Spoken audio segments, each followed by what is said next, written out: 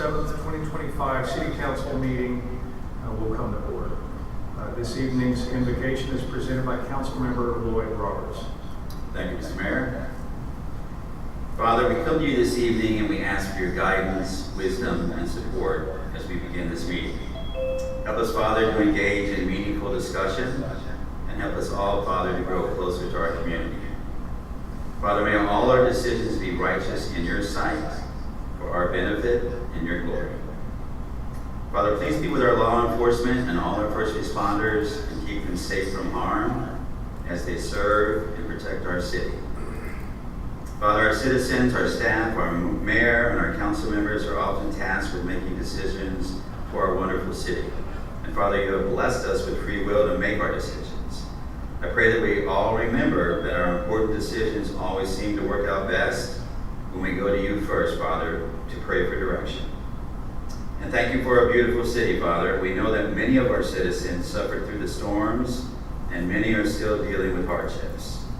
But Father, we are still so often reminded of what a beautiful artist you truly are. Continue, Father, to remind us that all that we do here this evening, all that we may accomplish, is for the pursuit for truth of the greater glory of you, Father. In Christ's name we pray. Amen. All right, now rise and join me in the Pledge of Allegiance. I pledge allegiance to the flag of the United States of America and to the republic for which it stands, one nation, under God, indivisible, with liberty and justice for all.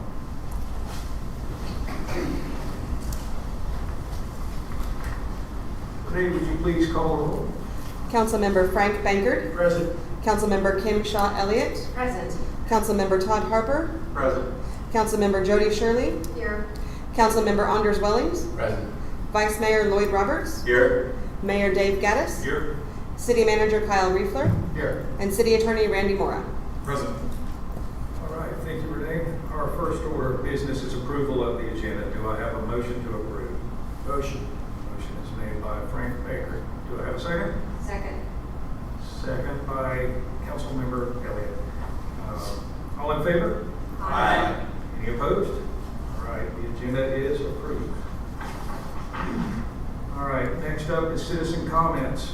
Any citizen would like to address the council about a topic not already on the agenda, please raise your hand and wait to be called on. We ask that you limit your time to no more than 3 minutes, and remember to direct all questions and comments to the council. Would any citizen like to address the council about a topic not already on tonight's agenda? Yes.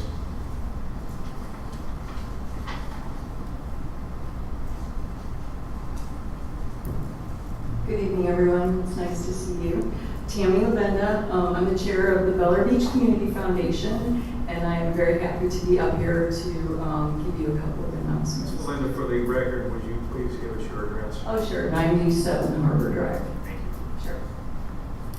So, first of all, Wendy, Nicole, and I would like to welcome Tony and Peggy Gatliff to our board. We're very happy to have them and look forward to working with them. They'll be a great addition to our board. First and foremost, if you've noticed driving down the road, we've made, as a group effort, lots of improvements to the Veterans Memorial. So we were able to set a date for the ribbon cutting for June 21st. It'll be at 9 a.m. It'll be a ribbon cutting ceremony at the park for approximately 30 minutes, and then we will come back here for a reception. And then as far as the Veterans Memorial bricks, so right now we are 3 brick orders short of our next cutoff. So if anybody is thinking of ordering, if you have a veteran in your family, if you'd like to thank veterans, it doesn't have to be a deceased veteran. If you're thinking about ordering a brick and you would like it in the park before the ribbon cutting, if you could please place the order as soon as possible, that would be greatly appreciated. Let's see. And then the only other thing I have is we have our Keep Pinellas Beautiful Bridge cleanup on April 19th, which is coming up in a couple of weeks. And it is, we meet here at City Hall, and it's from 9 to 11 if you're interested in joining us. And I think that's it for now. Thank you very much. You're welcome. Thank you. Would any other citizens like to speak? All right, citizen comments are now closed. Next, we have presentations from the Pinellas County Sheriff's Office, beginning with the monthly law enforcement report.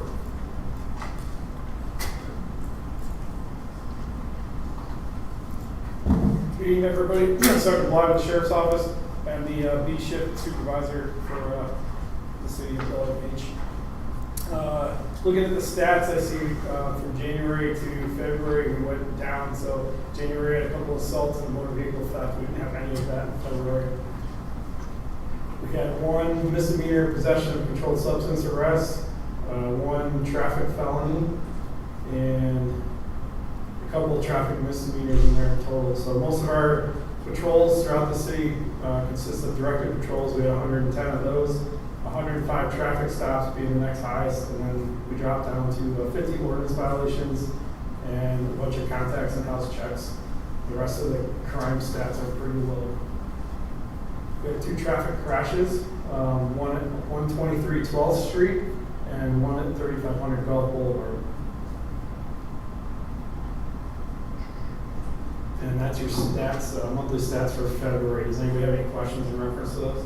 Council? Any questions? Thank you very much, Sergeant. I appreciate it. Well, we do have I'm one sorry. question, sir. Sorry about that. I just wanted to see, did we have any update on, with any details on the wreck that occurred about 19th Street, took out the median and the palm tree recently? That was that in January? Saturday. Oh, Friday. Was it past Friday? Friday. Okay. I can get back to you on that. Okay. Let me do some. I'll sit back down and do some research on it, and I'll let you know. How's that sound? That sounds good, thank you. Thanks again. All right, now we're on to the monthly code enforcement report.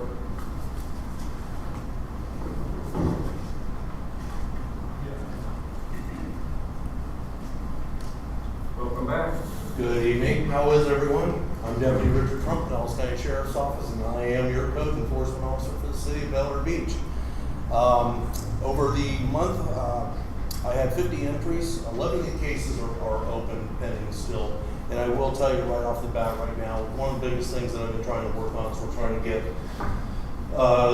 the city back in shape and get everybody kind of back into the mode of let's get the grasses cut, let's get everything trimmed, let's get everything cleaned up and everything else. So you'll see in the entries and everything else, that's the majority of the entries. So between that, I had 33 entries that had to do with high grass and weeds in total. We had a couple of short-term rental investigations, complaints of people called in that they thought the 2 different residences were short-term rentals. I investigated both of those. Neither one were in violation. One had a 90-day contract, and the other one was, for some reason, the family was living there, so we have no idea why they called in other than cars being in the driveway and stuff like that. They had construction going on at the house, so there was a bunch of cars coming and going. We think that's what the issue was, that they thought that it might be a rental. But neither one was in violation. Other than that, I had just basically 2 complaints of trailers in their driveways. Both of those have been corrected after we did a 5-day notice on one of them. It finally left and was put away, and the other one I made contact with the residents, and basically it was just a small trailer out front, and they said no problem, we'll put it back in the garage. So that was taken care of there. You might see on the stats, one is listed as a dangerous structure. It actually was a sunken vessel, actually a jet ski back behind the house. I actually went out with the Marine unit on my next day off from the city and assisted them, and we tagged it as a derelict vessel. I believe it has since been removed because they were finally able to get a hold of it. It was referred to the Marine unit. Marine unit did some research. They were finally able to find the owner, and she had a service come out or was going to have a service come out and get it privately towed out of there. So that should be, if it hasn't been taken care of already, it should be taken care of pretty soon. I did 1 traffic stop, a couple of complaints of parking in the grass, which we've taken care of those, and just some other enforcements which had to do with a complaint of an open door behind the house. And I did a courtesy transport and 1 construction nuisance, which is pretty much a torn up yard. They started to do a sprinkler system and everything else, but got pretty much to tearing it up, and that's as far as they got. So piles of dirt and everything else. So we're getting that one handled though, and the residents have been notified, and we're taking care of that one. Other than that, with the weather being kind of very windy and sometimes rainy, I've only been able to get out on the beach on the ATV 3 times. So I'm hoping to get out there a little bit more as we progress into this spring and summertime, so that we can make sure everybody's happy out there on the beach and doing what they're supposed to be. Any questions for me? Council? Yes, sir. Officer Trump, I'd like to understand, when you talk about going out to the beach, are you talking about code enforcement or activity enforcement? Both, a little bit of both. I mainly look for any type of code enforcement issues or anything else having to do with the ordinances out on the beach and everything else, but I'll handle just about anything out on the beach. What is your experience with pets on the beach? I tend to see a lot of people walking dogs on the beach, yet I know the ordinance says that there are No, no pets. there's not supposed to be any pets on the beach. Actually, last week, I did find one. They said that they didn't know the ordinance and didn't see the signs or anything else. They had a small chihuahua underneath the umbrella, so they immediately took the dog off. So, but I'm actively looking for that. So it's just unfortunately can't be there at every single second, but if I see it, yes, we'll take care of it. And I should add for the deputies' benefit as well, one of the challenges with pets on the beach is the proliferation of the emotional support animal as a notion, because there is what the deputies or any officer can do. If somebody asserts that an animal is an emotional support animal, they can only ask 2 basic questions under the ADA. What is or is a support animal of some sort? What is the support that it provides? And and I forget the one other question, and it's what does it provide, and is it licensed or whatever, and then that's it. And so oftentimes you can, especially in the current market, people can purchase a vest on, Amazon, put it on their dog that they love so much, and say that it's a support animal, and there's very little you can do to challenge that out in the field. And so I'm not saying that's what people are doing for all the pets you're seeing, but in other communities that has been a challenge on the beaches with pets on the beach. So, well, this is a service animal. So those are the 2 questions. Is this a service animal? If so, what function does it perform?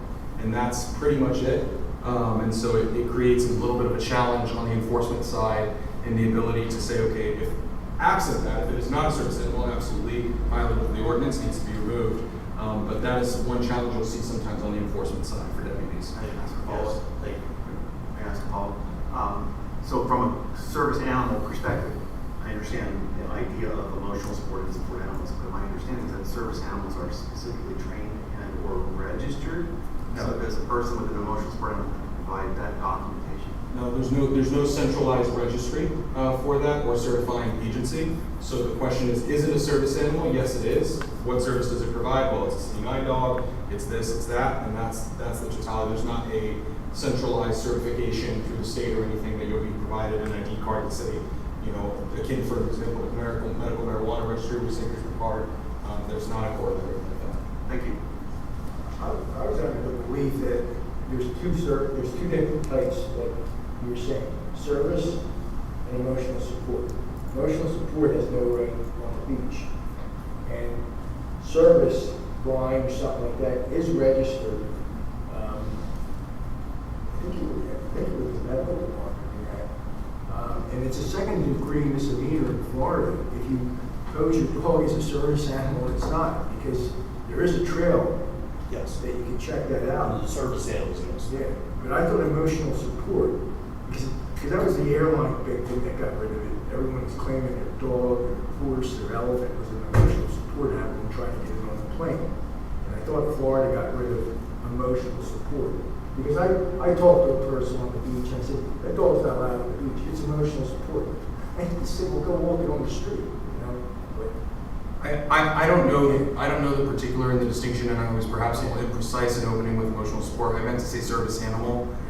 That said, the particulars of that I defer to the deputies and the guidance they've been given from their agency. But I just wanted to add that as a a quandary or an issue that can come up sometimes when you're enforcing those kinds of I things. just wanted to do a big dog walk.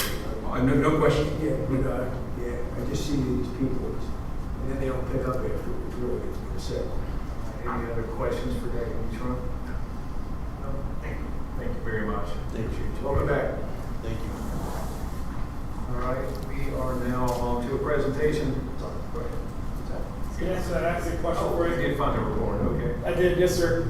So it was a single vehicle crash, and it looks like the person had a medical episode. There was no signs of impairment. So the person does have insurance, so the city can go through insurance probably to get that median replaced. It didn't report. The actual ACES report has been approved, but the accident report has not yet been approved. So I give it a couple days since it's only been a couple days, and you guys should be able to file with your insurance company. Thanks again, Sergeant. So it's just a single car accident? Single car, yes, sir, in a medical episode. A medical what, I'm sorry? A medical episode? Okay, Yes, sir.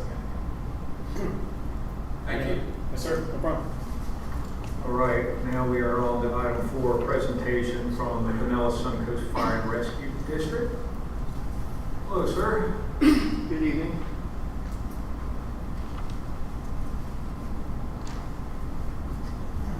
Good evening, everyone. My name is Chris Wilfong. I serve as your interim district chief for Pinellas Suncoast Fire Rescue. I'm here tonight on behalf of Chief Ken Grimes. I'm pleased to share that Chief Grimes was recently appointed as the fire chief of PSFRD. He comes to us from Pinellas County Fire EMS Administration, where he served as the EMS and Fire Operations Manager. Chief Grimes brings a wealth of experience in both public and private sectors, and we're excited about the leadership and expertise he brings to your district. Our emergency response activity during the month of March, PSFRD ran to 16 emergency calls within the city of Bel Air Beach. These include 10 medical emergencies and 6 fire-related incidents. For training, our personnel have completed a total of 732 hours of fire and all hazards training in March, ensuring our crews are remaining well prepared to protect and serve. Our new station for Indian Rocks Beach, we are under contract with the Church of the Isles to construct a new fire station on the western portion of their property. This will be our 4th station and will help us better meet the response times and serve communities in the northern part of our district, including Bel Air Beach. We are nearing the end of the due diligence phase and look forward to sharing more detailed updates soon. Station developments, we will soon break ground on the new Station 28 located in the Oakhurst community on the mainland. This facility will also serve as our permanent emergency operations center, enhancing our readiness for hurricanes and other large emergency incidents. Storm recovery efforts. As many of you continue with storm-related repairs, we too are working on restoring our headquarters at Station 27 in Indian Rocks Beach. Fortunately, we have been able to remain operational at that location throughout the process. In Indian Shores, our team has recently moved back into a newly renovated Station 26 after operating from a temporary site for several months due to the storm impacts. For rescue operations, we have currently taken delivery of our first transport-capable rescue unit. Once it's fully outfitted, it will begin episodic service while we develop a full plan for deployment, a plan for full-time deployment. I just want to thank you for your continued time and support. Please let me know if you have any questions. Council, any questions? I only have one. So I know the date was sliding on the new fire hall or fire station. Estimated date that after groundbreaking, when do you think it will be open? I have no idea. I can pass that on to Chief Grimes and he can get back to me on that. Okay, all right. Thank you. Everyone have a good evening. You too. All right, now we are on to a presentation from Jeff Baker with Duke Energy and Mark Porter with Utility Consultants of Florida. I believe we've got one online. Yes. All right, welcome, gentlemen. Good afternoon, Mayor, Council. I'm Jeff Baker. I'm the Manager of Government Community Relations for Duke Energy. Obviously, Duke Energy we work in partnership and closely with Mr. Porter, who's with Utility Consultants of Florida. I'm here tonight requesting Mr. Riegler just to give you an update of the projects. Obviously, I'm going to break them down into south of the causeway, what we refer to as phase 1, and then we'll talk a little bit about north of the causeway. South of the causeway, the good news is a lot of activity has taken place. I know you have all had some challenges and concerns from some of your constituents, but to give you an update of where the status is on that project, Mr. Porter's company has installed all the conduit for that project, and we are now moving forward with doing the work that's necessary for Duke Energy to energize that. We have acquired a contract with a company called Pike Electrical. They will be doing the actual work for us, and we will be working to get the pre-construction meeting scheduled very shortly with them. Some of the delays that we have had during this is obviously some of it was storm related, some of it was equipment related, and also our project manager on this particular project has unexpectedly been out for an extended period of time. So that is what's happening with the South of the Causeway Phase 1 project. And I'll turn it over to Mark if Mark wants to add any additional comments. No, I'm good. Thank you, Jeff. Okay. Is there any questions from council on the South of the Causeway project before I move to the discussing north? Council questions on phase 1? I think I do have a question. You said the conduit's in place and Duke's in the process of energizing, but we still need to run the wire, all the cabling. Right, that's what we've hired Pike Electric. They should be, and from an estimate of time, we're still talking a couple of months to get this completed, but yeah, they're gonna come in, we've gotta set all the pad mounted equipment and things of that nature. So a couple of months out on that, as far as finalizing that, and I will certainly keep Mr. Riegler updated on that as we go along. So your best guess would be 2 to 3 months? Yes. For completion, for energizing? Yes. Or, okay, thank you. You have from First Street up to the causeway, you have some utility boxes that were covered up, but they got washed away when the rain came in. Yes. It's like a 2-foot, 3-foot drop. When will they be sealed up or recovered up? And that I'll have to look into because I don't believe that's a part of the project, so I wasn't aware of those. You'll see the rebar sticking out with the caps on it. The rain washed away the plywood. Yeah, I mean, obviously with the storm, we lost quite a bit of equipment out on the beaches. So, Mr. Riegler, do you have specific addresses on those, or can I get with you tomorrow and get specific addresses on those? I'll get those for you. Perfect, thank you. As far as what's north of the causeway, the phase 2, and then going up to 22nd, as I believe all of you are aware, easements has been the biggest challenge with that. And I understand that. It's one of those things where residents, when they own their homes and things of that nature, they don't want additional equipment placed in their yards. That's certainly understandable, but it does create a challenge to finish a project like this. At the request of the city, because ideally we always want our equipment to be in easement rather than right of way. Understanding that the right of way situation for Gulf Boulevard is such that the possibility of widening of that road is somewhat slim, but I mean it could happen. But also the county, I understand, does have a pretty wide right of way there as well.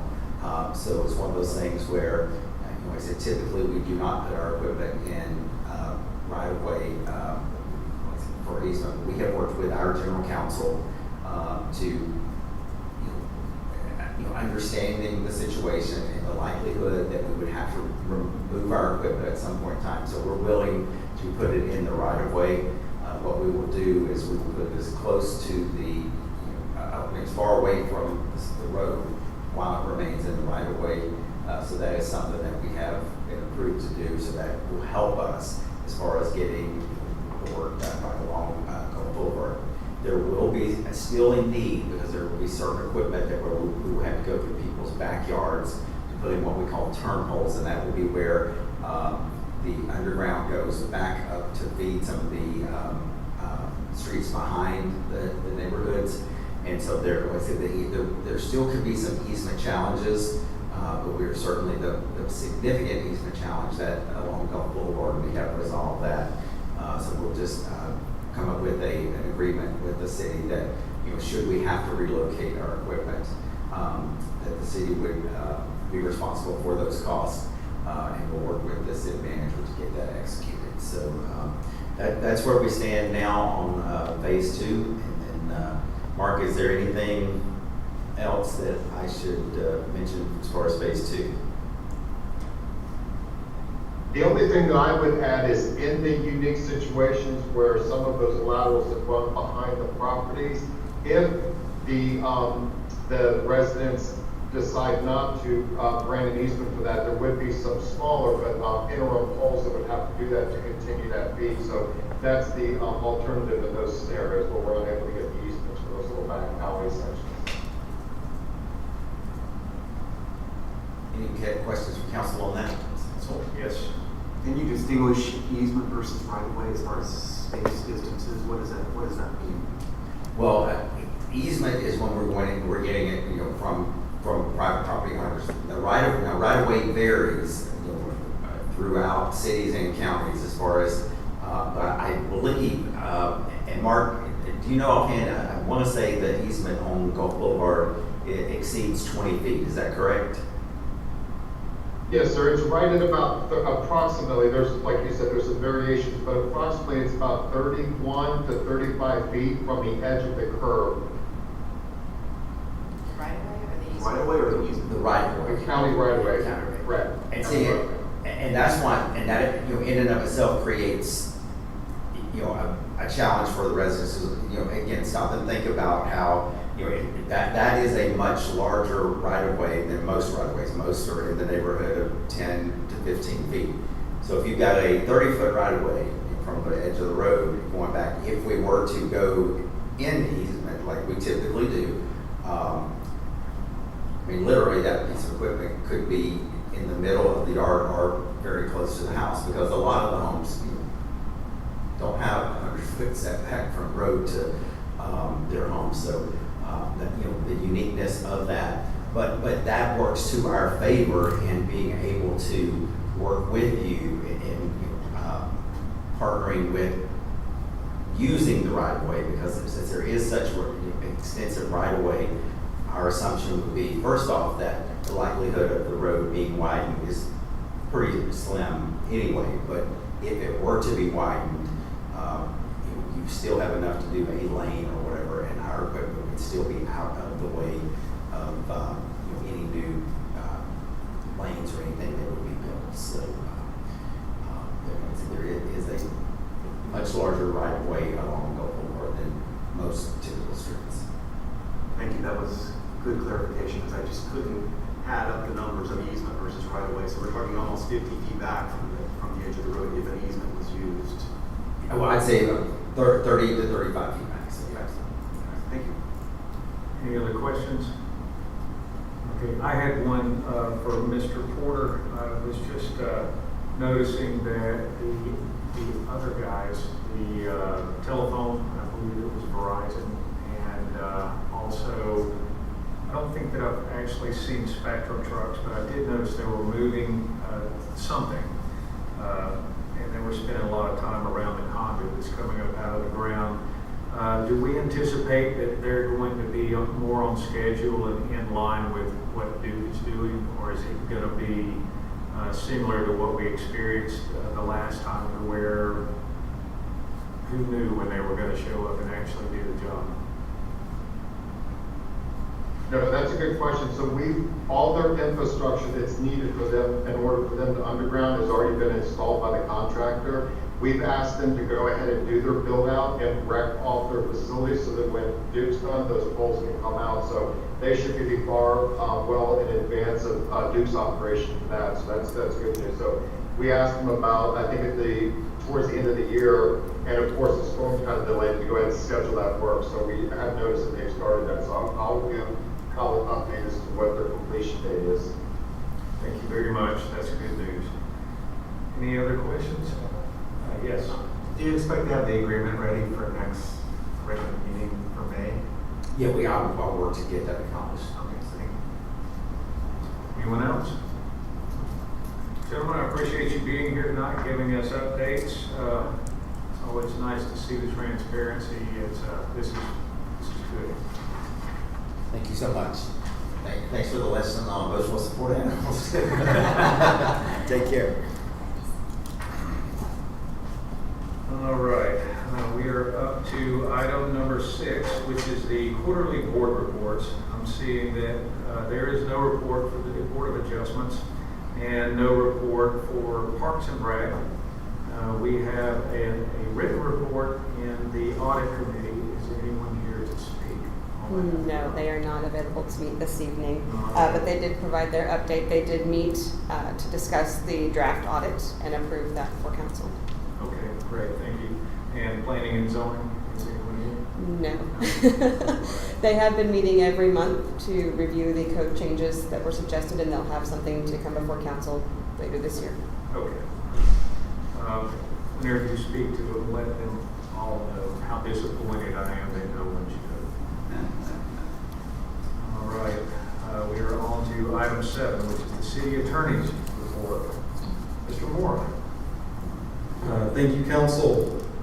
By way of update, you should be receiving, though they are lengthy, legislative updates. We try to, as a firm, provide those to our clients with regularity and reviewing and revising the current update to get it out to you, hopefully by tomorrow morning at the latest.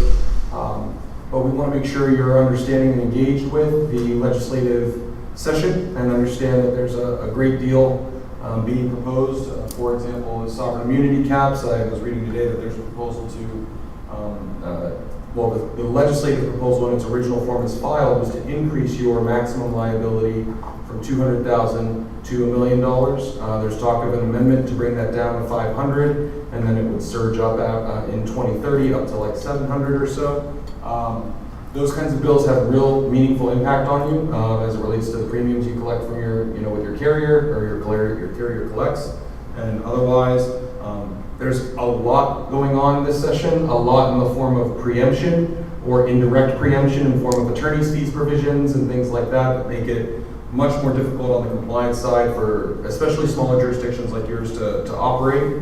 But we want to make sure that you're aware of that. We disclose that to you. Otherwise, happy to answer any questions you have, and just thank you again for the opportunity to continue to serve your community. Council, any questions for the city attorney? Just busy doing it, sorry. This is alarming when I read through what's on this list. And I guess my question is how is the city best represented in going with this? Is this big C? Is this something the city does individually? What's the best way to go about this? It literally is very alarming on what control they're taking from the city and putting it. Yeah, so it's important just, because we're all in different years of experience in our service here, understanding that in your system of government in Florida, you have what we call home rule powers, and that goes back to the Florida's 1968 Constitution, which says unless the legislature regulates or decides that it is solely responsible for something, you can do what you want. Which is why Florida is that funky fun state that we all love and adore, because New Smyrna doesn't look like Key West, doesn't look like Naples, and everybody gets to do their own thing. The more preemption you get, and preemption is the word we use for the elimination of home rule powers, the more preemption you get, the more uniform things become, and the less you have that character, and the less you have the ability to make your community different from any of the other beach communities in Pinellas or the state. What you held up, I didn't draft. It is a Cliff Notes version, I'm told, of what we have been drafting. It is alarming. To answer your question, how are you best represented? I would say the Florida League of Cities is really your best bet in terms of efficiencies, costs, and means. While you could certainly, whether in this budget or any other time, talk about retaining lobbyists and things, I don't know that one more person paid tens of thousands of dollars is really moving the needle in the legislature where, the House, the Senate, and the executive are all the same party and seem to have these aligned priorities for the most part. So I don't know that that's the best use of your resources. That's a personal call you guys make as policymakers. But the League of Cities, and to the lesser extent, of course, the Big C and its efforts, anytime you can collect your influence, the better off you'll be. One letter from Bel Air Beach versus here's a dozen letters from all of Pinellas beaches, whether it's to your congresspeople or to your state, obviously a different impact. That said, getting your citizenry engaged, The League of Cities has the Local Voices United campaign. You go right to their website, it's right there. And they have a lot of ways to get legislative updates, get engaged, use some of their form templates to say, hey, I object to this, and get those in the record. But as with anything in the democratic process, the collective will is much more influential than the solitary will. Thank you. Any other questions, comments? What I have noticed, because I did go up a couple of weeks ago, and I addressed the Senate committee against one of the bills listed, actually two of the bills listed in this handout. I get the impression that if it's made it to committee, they've already figured out that they're going to get a yes vote on a certain bill. So going in front of them and saying, no, you need to turn this off and vote no on it right now is not what they want to hear. But what they may be willing to listen to is, here's a way to make the bill better. And I think that's kind of where we are now, that you have to approach them softly rather than with a big stick, because they don't listen to the big stick.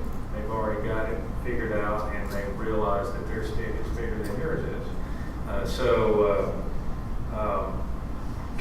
It's very disheartening that you walk in there and you have a very good argument. You make a perfect case for why a bill should not pass, and they vote yes anyway. And then they say, we're going to vote yes on this, and then we're going to we'll try to clean it up whenever it goes to the next committee. And so that's kind of how it works. But the problem is you spoke at that committee, the next committee is not going to hear your message. And so really you have to spend some time. If it's a bill that's really near and dear to your heart, or you really, really just hate it, you have to invest a lot of time up in Tallahassee to get your point across. And unfortunately, I don't think that they're very cohesive to just a mayor. I think it takes a village to approach them. But I also noticed that, like, whenever we have citizens address the council, we give them 3 minutes. Well, I was given 3 minutes at the first opportunity to speak. The second opportunity to speak, they said you have 30 seconds. Well, you can't get your point across in 30 seconds. So it was a very good learning experience, and I think whenever I go next time, I'll be better prepared. I think unfortunately this is the season that they're going after zoning and they're going after funding, and they're trying to make it very easy for developers, which is, it may not impact Bel Air Beach too much, but if they get their toe wet, they just gotta dip it in the pool, and the next thing you know, well, we got away with that one, let's see what else we can do. A good example, I don't know if everyone read these, but that one bill, we don't have a church in Bel Air Beach. What do you think? That doesn't impact us at all. However, if the fire hall had not already secured that,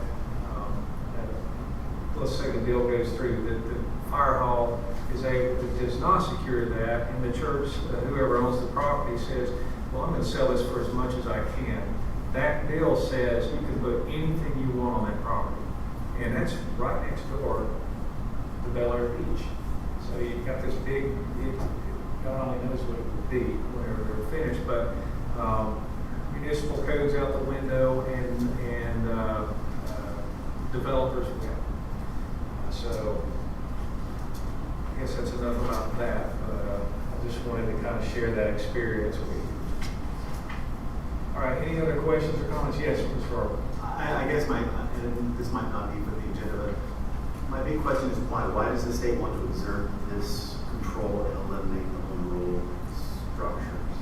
That's a much longer discussion for another day, but I would say in short what you're seeing is a focus on Florida as an economic engine, and all form of government is perceived as an impediment to that economic engine, especially when you have a patchwork framework of regulation across the state, across 400 some odd cities and 67 counties.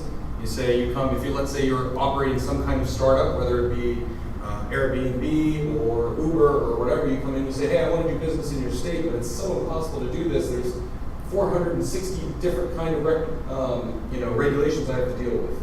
You start getting near legislators, I want to invest, but I can't because it's so hard. That kind of discourse leads to those kind of full-scale changes. You add the growth in Florida's population, and you say, oh, we need housing, we need this, we need that. Well, the codes often that have preserved those small town fields, it becomes an impediment to getting, you guys can't have a multi-use, large, Pulte homes, I'm not calling that Pulte, but just as an example, large developing structure like that. And so they say, okay, what can we do to supersede those codes to make it possible for those things to happen? And so it's sort of a reactionary approach to that kind of philosophical directive that helps. Yes, thank you. It basically clears the way for developers to just go right through. Yes, go ahead. This whole section is the housing land use section is a big problem, but there is an area that could clearly affect Bel Air Beach, and that is the SB 184, where allows like some accessory dwelling units to be added without any additional parking. So does that mean we're doing like City of Largo does, where they're allowing the in-law suite to be built onto the back of the houses without additional parking spaces, and we would fall under that? So just some things to keep an eye on. Well, our saving grace may be that you still fall under building code. So you have to be able to build that structure. There's some lots though that have, There's a got few, some, for sure. yeah, I'm not gonna say double lots, but lots and a half that would allow that kind of use. There's quite a few of them in the city. And you're not required to do anything to your parking situation. Yeah. It's definitely not good. Yes, Mr. Baker. HB 943.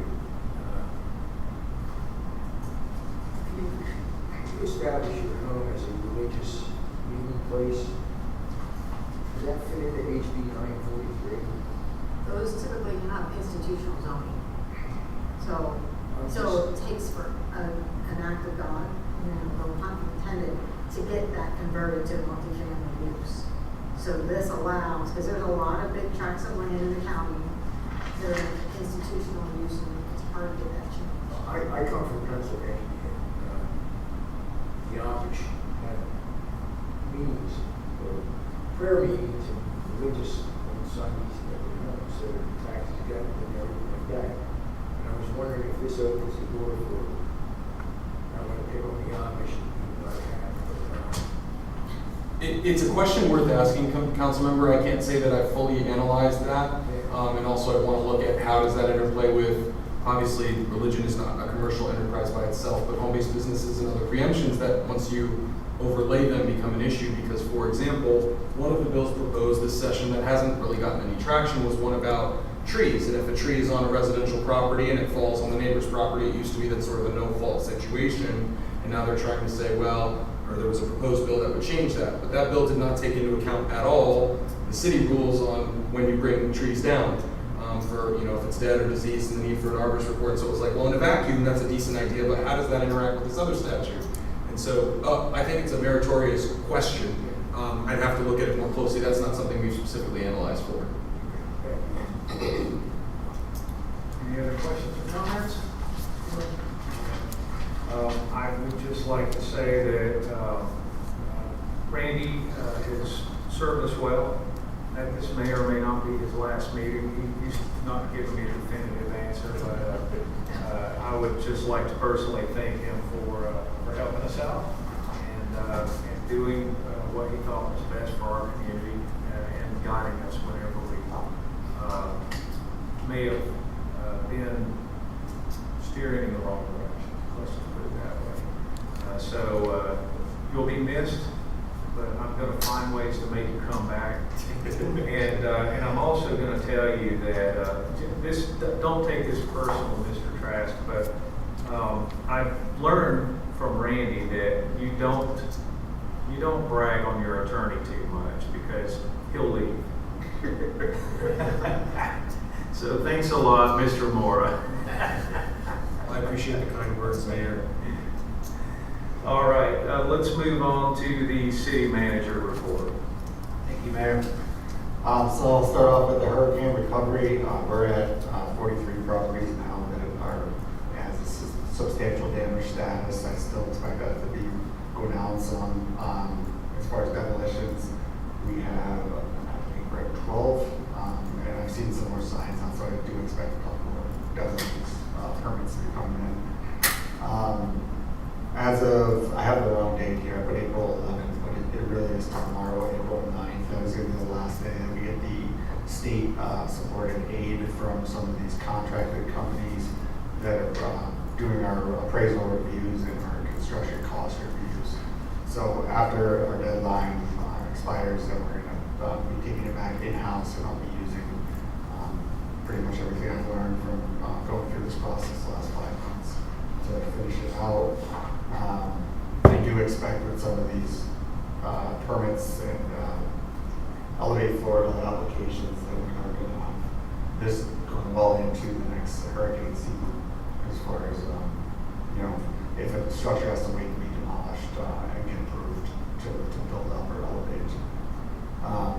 And then we have started, we have a date now for 19th Street, and we talked about installing the sod by using volunteers.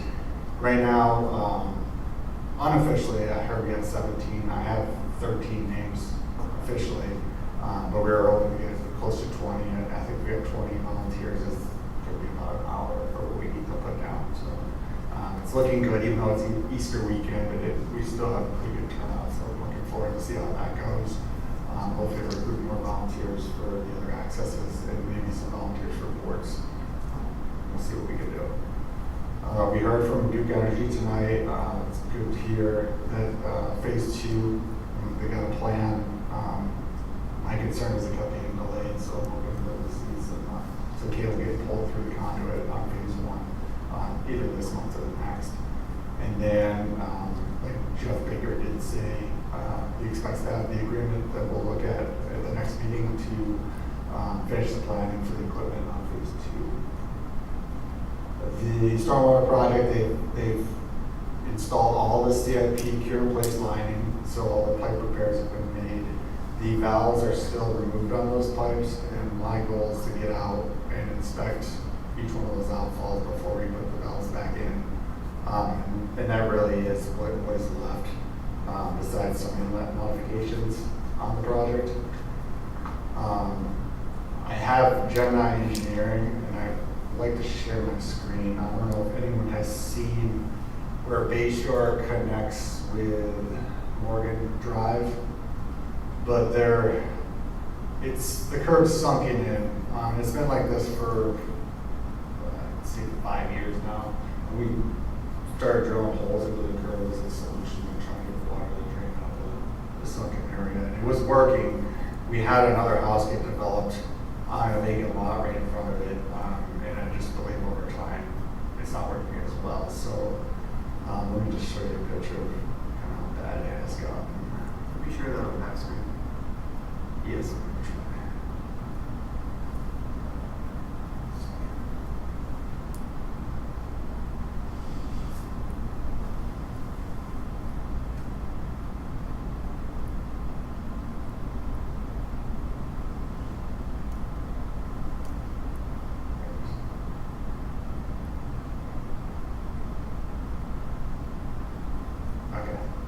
So this is 2611, I believe. Right? Morgan is to the right, and then your next street down is going to be 25th. But this is kind of how bad it's gotten. Previously, we had holes in the curb, and within an hour, a couple hours, the water would go down into the curb and it would disappear. But now we're getting puddling that's coming over into the roadway. This is later in the day after the irrigation when it wasn't a day that it rained. So it's a sunken curb that it runs for a good, 40, 50 feet. And I just had Gemini Engineering looking at it because it's gotten to the point where it's definitely become a serious, like a nuisance. Is this a new curve? So see what we can do. No, this is old curve. And as you can see, here's another picture. Where it goes from the other angle. Yes, there it goes. So on the right side is the larger puddle. There is some puddling on the, which would be the west side of Bay Shore, but it's not as bad. So I would like the engineer to look at the elevations and see if there's enough room that the curve can be modified to decrease how much puddling and whatnot. If everyone's not seen this, at certain times of the day, after certain events, it could be sprinklers, it could be rain. That puddle is covering half of the road. It's almost to the crest of it. You have to drive around it. So I'll report back to the council and what the engineer recommends for that. Let's see.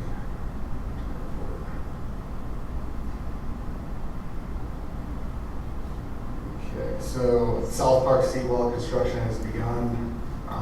Expected to probably be completed in a couple of months.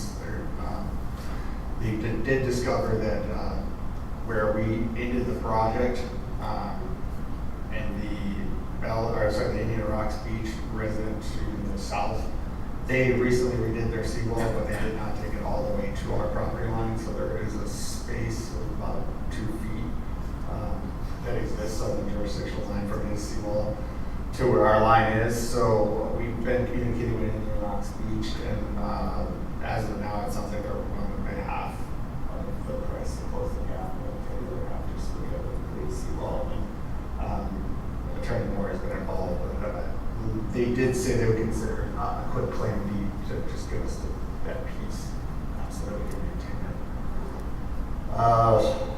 Code review, our next P&Z meeting is going to be Wednesday, April 23rd at 10 a.m. And we have some review to go over with the additional language about amateur radio towers and antennas. So Attorney Moore is going to be explaining that, and then we're going to move on to Chapter 30, which covers marine structures, activities, and facilities. And as of now, I am planning to schedule the work session for April the 21st, which is Monday. That's the third Monday. It's our typical work session day. I know that could change in the future, but I believe this month it still works for our schedule if it works for the council. Yes.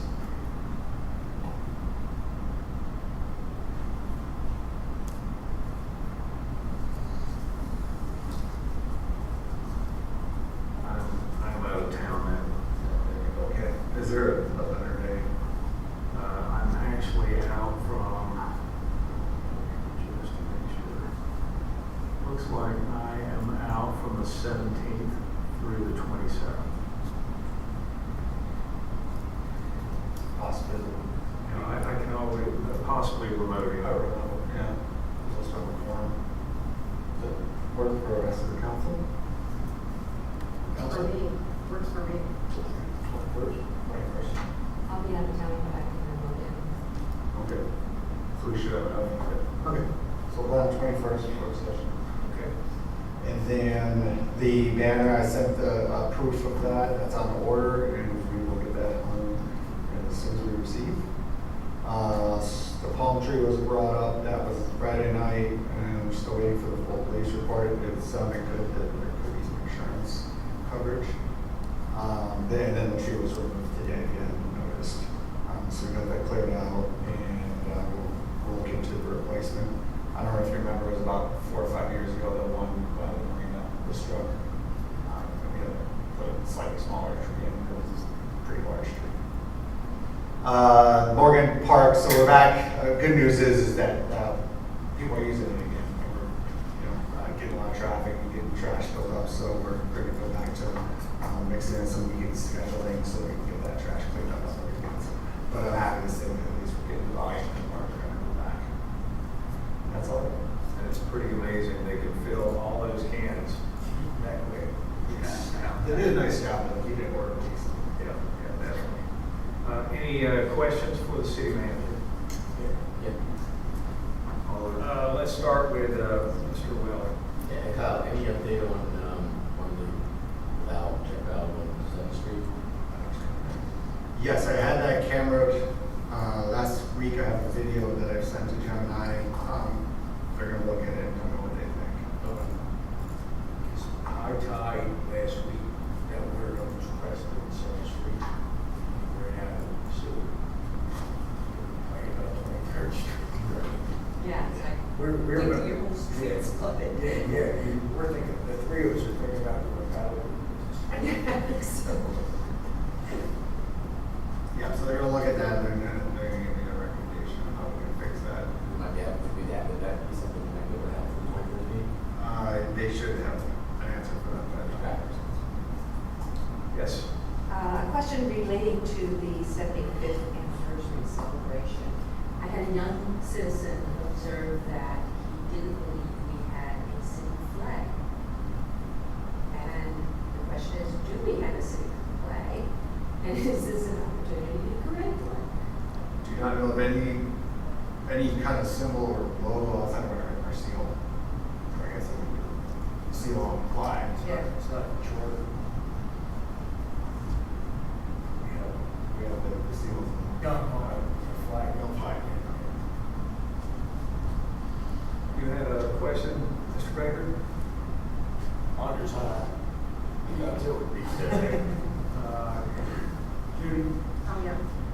So Kyle, you said there are 43 properties that are determined substantially damaged and 12 demo, or the 12 outside of the 43? 12 including. 12 About, are inside the 43. more so are substantially damaged, but not all of them that are definitely. So we've had some additional demos. I have people that are just, they're not substantially damaged, but they're tired of having to deal with You know how many of those there are? Just curious. Offhand, I would say 4, but I didn't find out our files.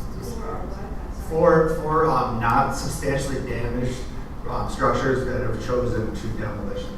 Oh. And then, just an observation, I was showing the property next to the boat ramp. And the boat ramp had a couple of sizable 2x4s in it that were, I couldn't pull out. I tried. So, yeah. They should have cleaned that today with the CV. Okay, yeah, just to kind of drive by it once in a while. Yeah, because it's a good place for it to wash up, and if we get more trash in the waterway, it's probably a good idea. Councilmember Harper, did you have one? I just had a question on the Bay Shore. The idea is that we are talking about replacing that section of curb, but is that road not scheduled to have the new curbing and the new paving done like the rest of the streets? It would be on the list next. I just wanted to kind of weigh out our options, like see what we can do with this one. Got it. Thank you. Vice Mayor? The South Park seawall, so you had mentioned that that's adjacent to Indian Rocks Beach. Yes. Right there.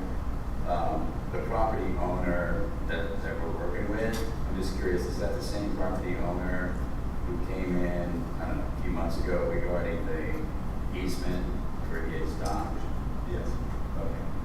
And so what's the agreement we made with them on that? Then they're gonna pay for half of the additional?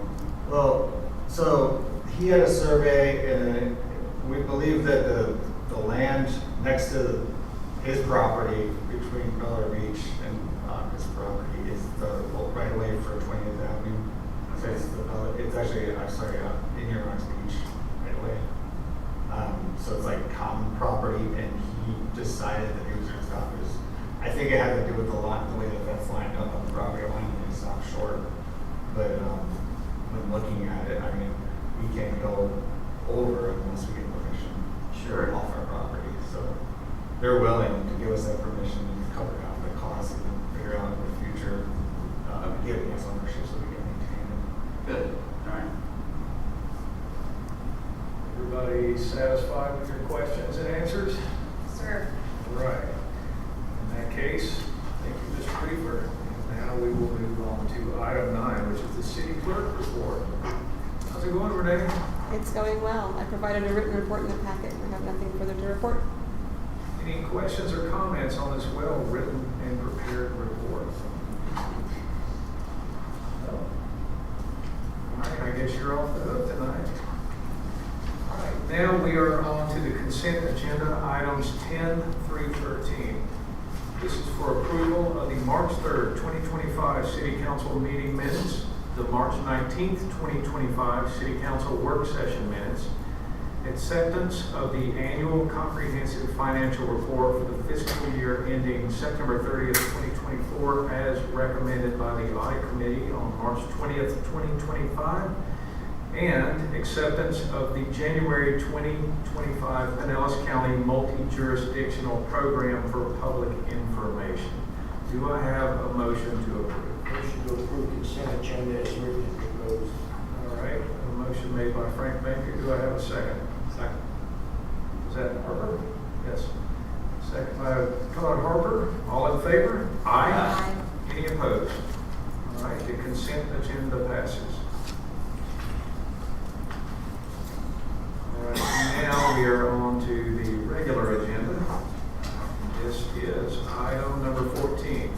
This is for consideration of the interlocal agreement for storm debris management site, Lot 14, utilization at the City of Largo. Mr. Riefler, you have the floor.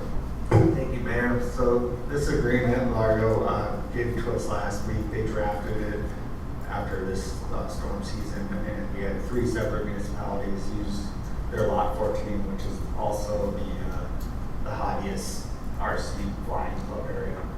It worked out very well for us, and we were very thankful to have the area to use as our DMS site, because we have no site that we can use for ourselves. And they drafted this agreement so that in the future we can have something in writing for this purpose. And Attorney Moore has reviewed it, and he had some recommendations that they would agree with, and we would provide for that. I'd actually like to add as context, we reviewed this, and as a testament to some of the efficiencies that our firm can provide you, Attorney Trask had reviewed this interlocal agreement for the City of Madeira Beach. I shared it with him. He did review it and provide comments for your purposes.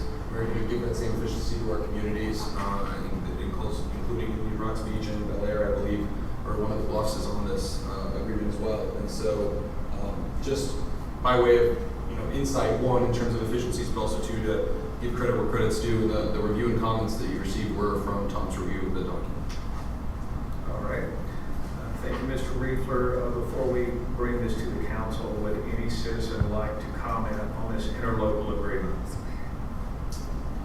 I see none. Citizen comments are now closed. Council, I'm going to need a motion to approve this interlocal agreement. So moved. Who was that? Jody. Judy. Motion is made by Councilmember Shirley. Do I have a second? Second. Second by Councilmember Baker. Jody, you have the floor. Reviewing this, and I know several guys that have lay down yards and debris fields, and this is a godsend. Because so many of them are full and not accepting debris. So good job, kind of holding it secure. Any other comments? Yes, I believe there was an issue during the storm that the debris facility was closed and locked at times when there were trucks there and ready to unload, and so there were a lot of delays. Does this agreement, and I apologize, I haven't read it in detail, but does this agreement address the access and make sure that it's 24-hour access in the event of catastrophe? It's not going to be 24-hour. They're still going to be control of how the site operates, and we're going to work around it. I did not ask for 24-hour access. It was an issue, but it was their discretion when we were using it. So And as out of context there, Councilmember, one of the issues that came up in response to the storm is while we're filling the trucks, ordinarily there's not overnight operations for various safety reasons dealing with post-storm conditions. And so that was a little different this time because the Florida Department of Emergency Management dictated to all cities, you need to be going 24/7 for 90, 120 days, whatever it was. And so that created this like, oh, well now the trucks are stacking up and where ordinarily we might not have seen that in that same way. So that was sort of unique to this last go-around, if you will. As Manager Weaver indicated, it wasn't requested, but just as context, ordinarily you don't see 24/7 operation following a storm for a variety of reasons, not the least of which is just the perilous of the sea. Does it make sense then to have a provision that deals with reasonable access during normal business operating hours, or as by the state, or something that gives that flexibility? Because that was a real problem when trucks were backed up. Well, it did cause a problem, but we did find a solution once we started to get directly to the recycling center. So we worked with with FEMA and just kind of get our boxes checked to make sure we can do it that way without using the DMS site. So we did work around it. Just thankful that Largo is providing the site to us now. And moving forward, I know the county and the municipalities are getting together to work through these debris, problems that we faced this past storm season. Kind of what happened with the landfill, how they opened it up and then it got way backed up, and try to figure out a better solution for all of it, for the regional debris maintenance. So, Was FEMA a big problem with a lot of this stuff? Because your town, Dunedin, they got involved with Milton when the tree was going down. And they wanted to change of custody for each tree, how it was chopped up and where it was disposed of. And they can get pretty. yeah, I think the executive board was speaking of, but wash a lot of that away. But I thought FEMA was always flying away in some of these. I wouldn't say that they caused an issue. It just, we had a plan. We had all these contracts that the county formulated and bid out, and then we all piggybacked them. We had a good plan set up, but we did have a quick season and adjusted that plan, and I think we could work through finding more solutions. Can I just add that 24-hour access would be very difficult because you drive through a residential area to get to this laydown yard. So it would be inappropriate for us to ask for such, under the eyes of us getting clear in our law, like mess up And someone the people that would else's. remain here, they want, front end motors going down the street at 2 o'clock. Exactly, that's my point, yeah. I think if it's in the middle of a disaster and that we're trying to preserve people's property, yeah, I think we welcome that. Do what you need to do to protect our property. There was another problem that cropped up, which was we were required to separate what was collected and put it in different piles, and it actually had to be counted somehow or another. There had to be an audit that was done, and that means if you're allowing 24/7, then you have to have someone staffing it 24/7 to keep up with everything that's coming in.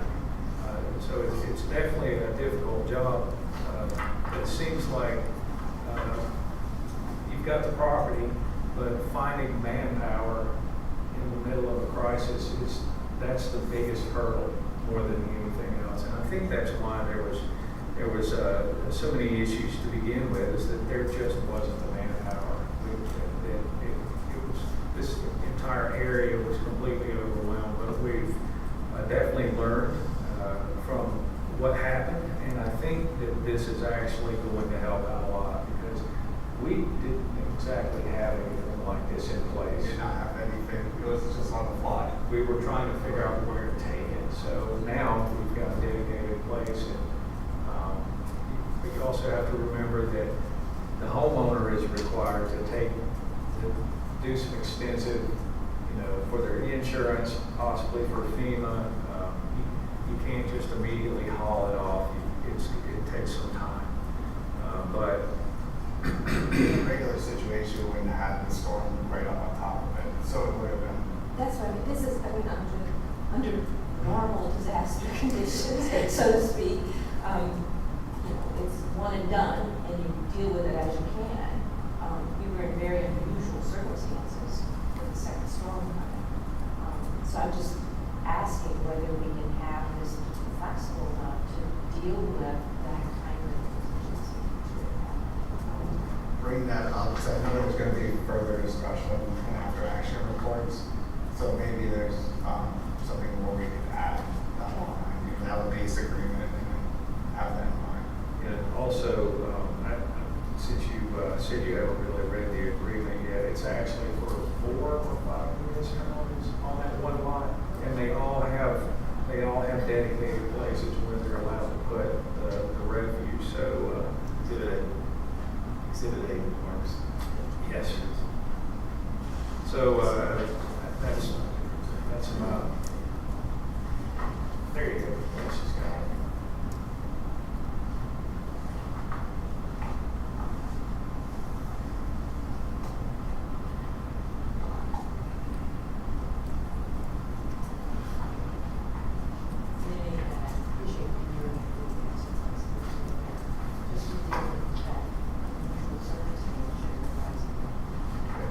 Thank you for those comments.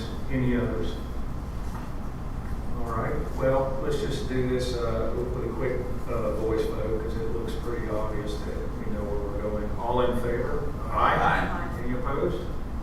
All right, Mr. Riefler, you are authorized to proceed. All right, we are on to item number 15.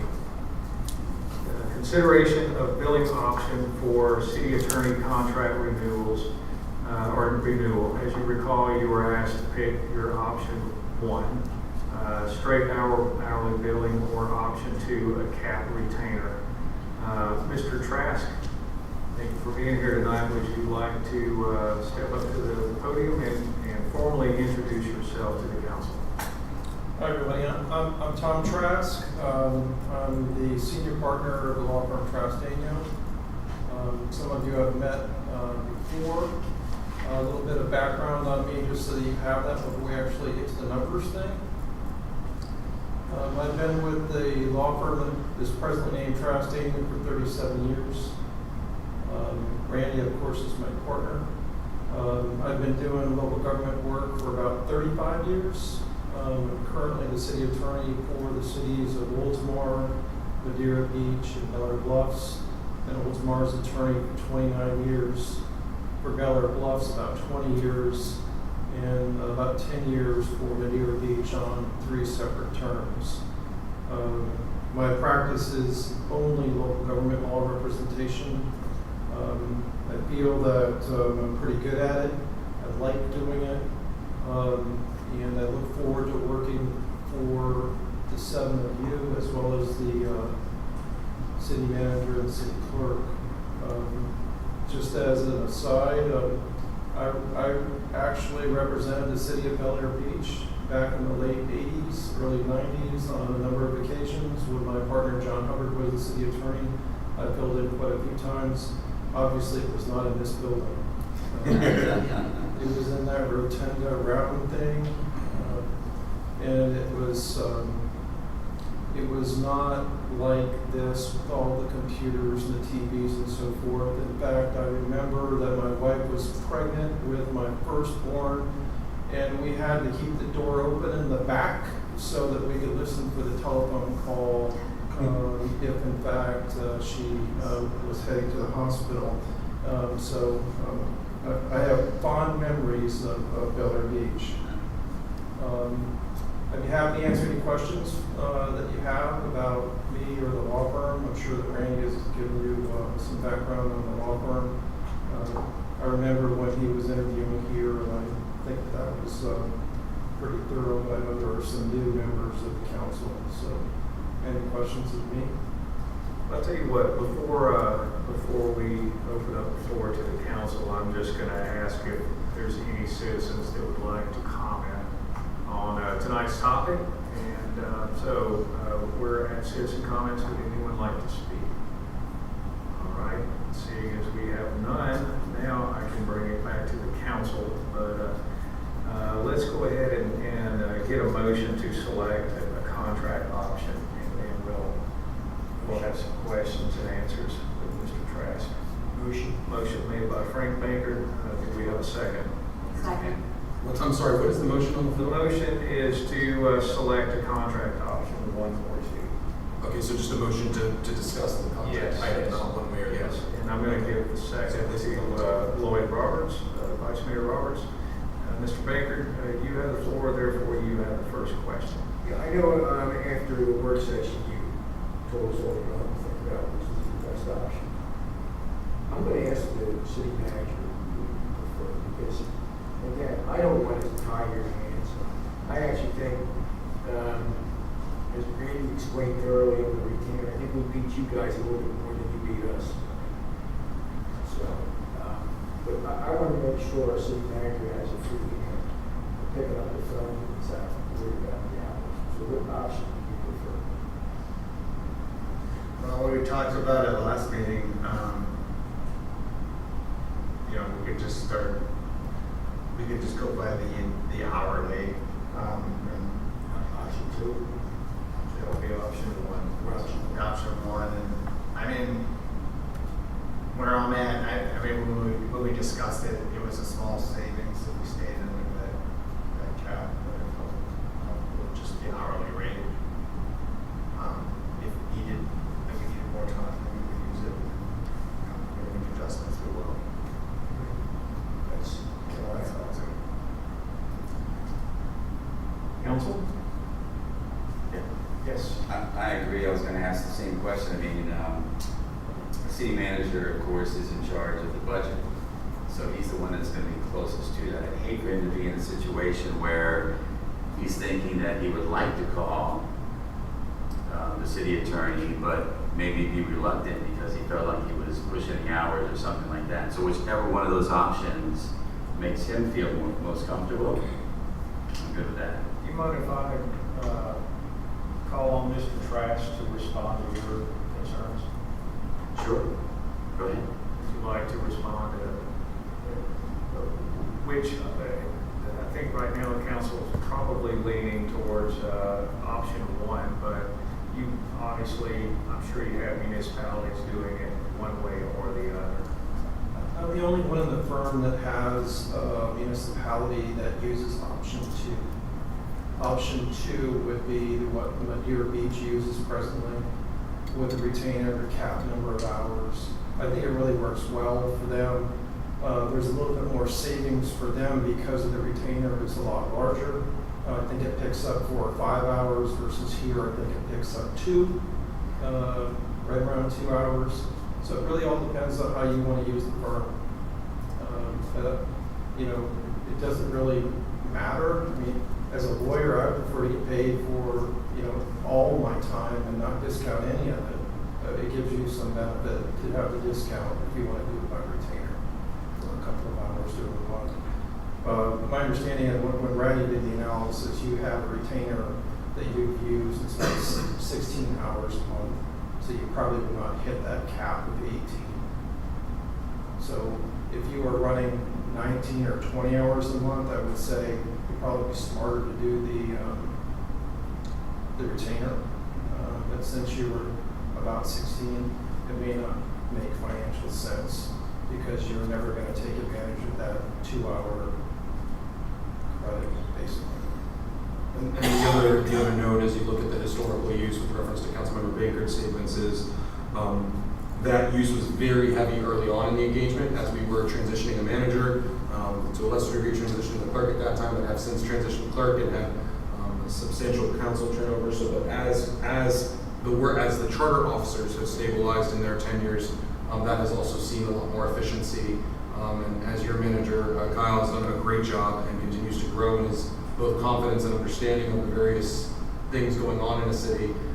You've received a lot of efficiency that way, and bringing that with Tom's wealth of experience, I think you continue to see that kind of efficiency created in your use. Other questions or comments? Yes. Under the retainer option, are there any categories of hours that would not apply to the retainer?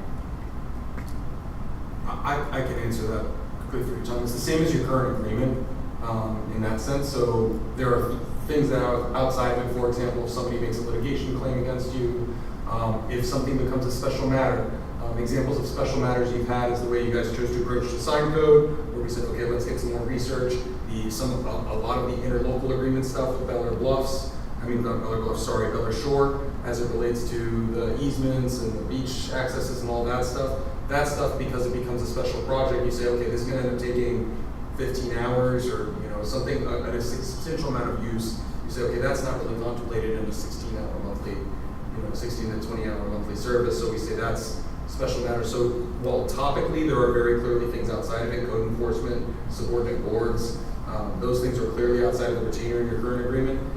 As things become special projects, if hurricane response had involved more of a legal review, that's a very easy example of something that you don't anticipate, it comes up, and then your costs shift. So, in looking at last year's total hours, does that include hours that were outside of the retainer? No, the hours that I provided was specific to retainer scope work. There was work outside of the retainer billed hourly. I didn't go into that in terms of the analysis for providing you how your retainer was used. Do we have an estimate of what that total might have been? Can you speak into the microphone, please? Oh, sorry, I was speaking to the speaker, sorry. The question asked was if I have a good number on the hours outside of the retainer used last year off the top of my head. I don't. It didn't come up in the last meeting, so I didn't make sure to prep that for tonight. So no, I don't have that number. Kyle may be able to provide some of that data, but I have it back in past years, not through the end of 2024. I guess when I look at the option 1 and option 2 conversation, I see the retainer and I see the hours, but I also hear that we're on retainer and we're being billed hours too for special projects and other things. I tend to think the retainer is flushing extra money out the door because what I heard Randy say earlier was that our services with the firm ebb and flow, some large, some small months. So I would option 1 for the flexibility of giving us the coverage that we need based on the needs of the city. Thank you. Anyone else? No? All right. The only thing I would suggest is that if we are going to an hourly basis, and following up on Todd's point, is that we don't want to discourage anyone seeking legal advice when they need it. And so we should probably conduct some sort of regular review to make sure that we were spending what we should spend and getting the counsel when we need it. Councilmember, to answer your question about outside the retainer work, based on a chart produced by your city manager and sent to me in September 2024, which would have basically closed out your fiscal year. During the first 13 months, you used a total of $43,000 outside of the retainer. By the second, 28,000, apologies, the 43 was the sum. 28,000. By the second set of 13 months in the contract to that point, you drop down to 14,000. So cut it in half. The outside of the retainer matters were principally the work around the antenna tower, the sign code, foreclosure matters, and the solid waste agreement solicitation RFP process. Those were the largest sums for services outside of the retainer. There were a few miscellaneous other outside of the retainer things like going to a board, but those were the largest categories of use. Does that answer your question? It does, thank you. All right. Any other questions? Yes, Mr. Carver. So you'd mentioned Madeira Beach, right? But I think I know the answer. Are they pretty much similar to Bel Air Beach in that they're almost 100% residential, or do they have business as well? They have a large area of business, John's Pass Village. Oh, okay, that's true. Okay. And they have commercial on Gulf Boulevard as well as some on 150th. And there is obviously, I don't know how obvious it is. They're building a huge hotel and retail complex in the apex of 150th and Gulf in Madeira Way. So it's going to be even bigger, but mainly John's Pass Village is their commercial part. And the reason I ask that question is I'd like to believe that since we're not like that we would be less likely to be involved in situations that would require legal counsel for lawsuits and things like that. That may be wrong, but that's my gut to tell me that. It's a fun belief. Yeah, versus businesses out there may be more likely to create a scenario where we would need help.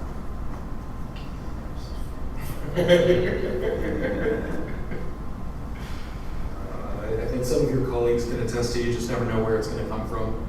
That stuff just comes up. We're obviously equipped and prepared to handle it, but it's the whole issue with legal services. You never know when you're going to need it. All right, any other questions or comments? No? All right, thank you very much. Appreciate you being here tonight. Look forward to working with you. Thank you, Mayor, you too. All right, Renee, can we do a roll call vote? What we're doing is we're selecting option 1 or option 2. Councilmember Bankard, 1. Councilmember Harper, 1. Councilmember Elliott, 1. Councilmember Shirley, 1. Councilmember Wellings, 1. Vice Mayor Roberts, Option 1. and Mayor Gaddis. Option 1. So it's unanimous. Option 1 wins. And get So your we will prepare contracts the together. contract to you, have it ready for you for the next official meeting, which will be the May meeting, notwithstanding any work session. All right, great.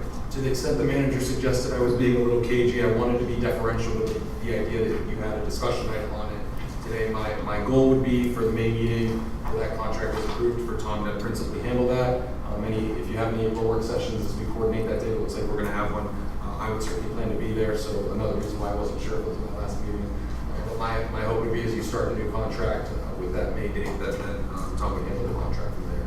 That said, while I do still have a work session, it has been a tremendous pleasure to serve this community, both learning and growing my own legal skills, learning with other communities, and then also partnering with you folks through a whole host of issues.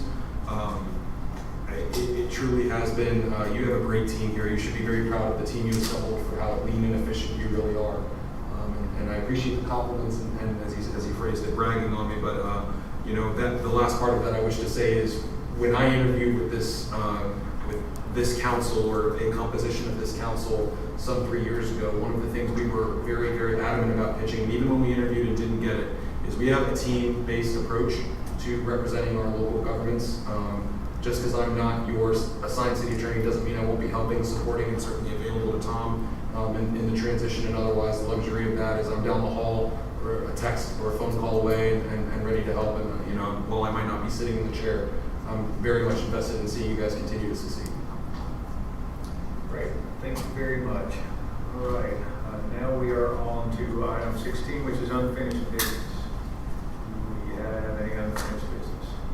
I think, Mr. Reefer, you had something that you wanted to present in the last work session. It was about the Florida Doge.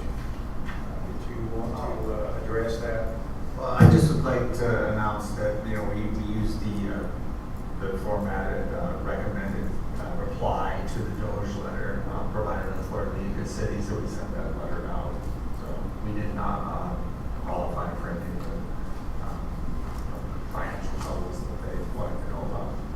For those of you unfamiliar, the Executive Office of the Governor issued an executive order, I guess by decree, establishing a department or division within it, or a function within it for its own Department of Governmental Efficiency, mirroring what we've seen at the federal government level.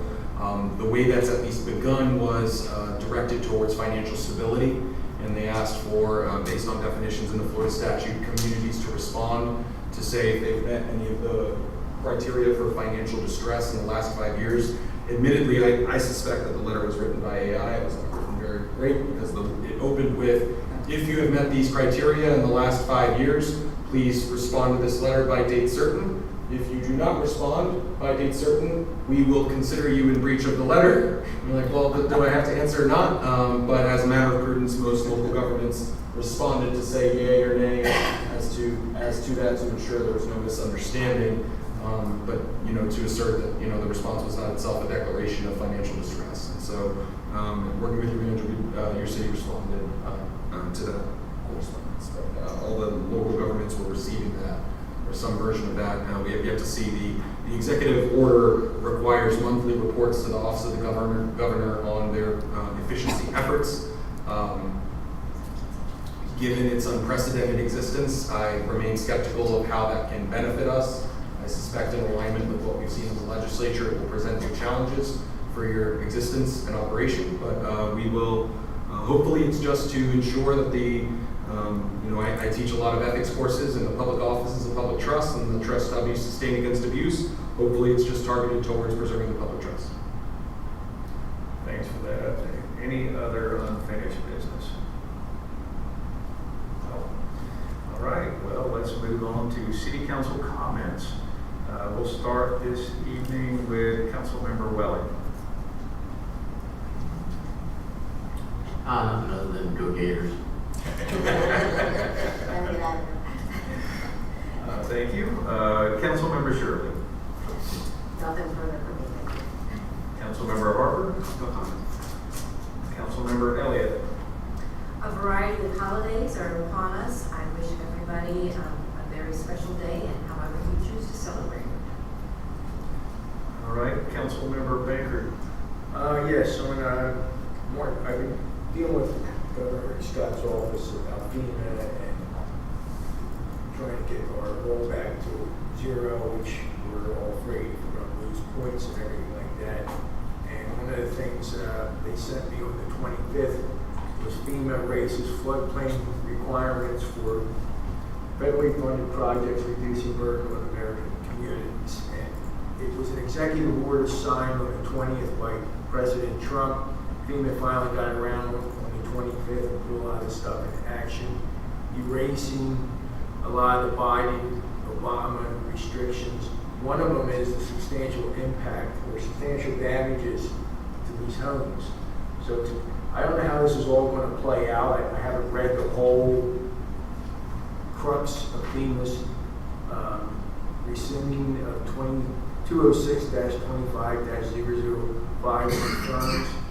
But I contacted Elevate Florida today about this and said if this document will expedite Elevate Florida further. But that's a new agency too, so who knows what's going to happen there. Thank you very much, Mr. Baker.